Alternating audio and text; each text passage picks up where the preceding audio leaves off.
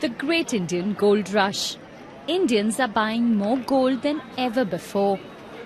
Households here have already piled up as much as 20,000 tons of gold, a historic high according to the World Gold Council. It's this love for gold that's creating problems for India's finance minister. India imports nearly 1,000 tons of gold annually, adding $50 billion to the country's import bill.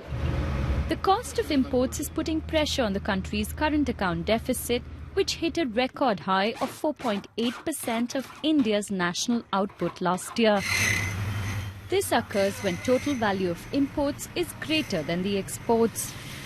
Oil and gold make up 70% of India's $175 billion trade deficit. All I am requesting is, I understand the attachment to gold, but can we, for some time, moderate the demand for gold?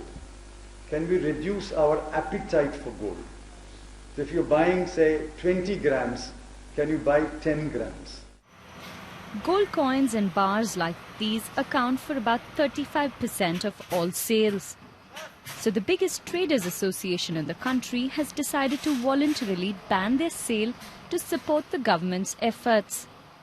People are buying gold, they will keep buying gold, but our economy wants them not to buy as much gold as, maybe next year start buying, maybe next to next year they'll start buying. The need of the hour for the country economy to do better is, as Finance Minister has appealed, that the gold should be consumed less, even if it means lesser business for us.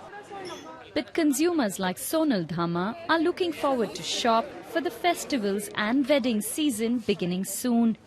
Gold purchases in India traditionally pick up with the start of a series of Hindu festivals in August, and demand peaks during the festival of Diwali in November. Since birth, I think all of us are conditioned to thinking that gold is a very good, viable option for investing. And with the dollar going down or up, gold is always going to be pitched against it. So that way, I think it's a good option, safe option that you can have and you can use, and if in case you need be, you can cash in on it. To curb demand, the government hiked the import duty on gold 3 times already and raised it to 8%. But despite this, demand has not gone down. The big challenge for the government now is to look for ways to get households to invest their savings in mainstream financial assets instead of gold.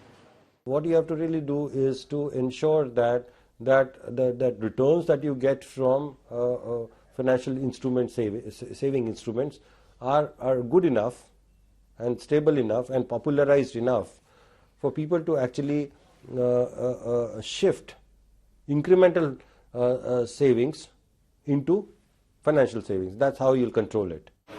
Historically, banning gold sales or taxing them more hasn't put off Indian consumers.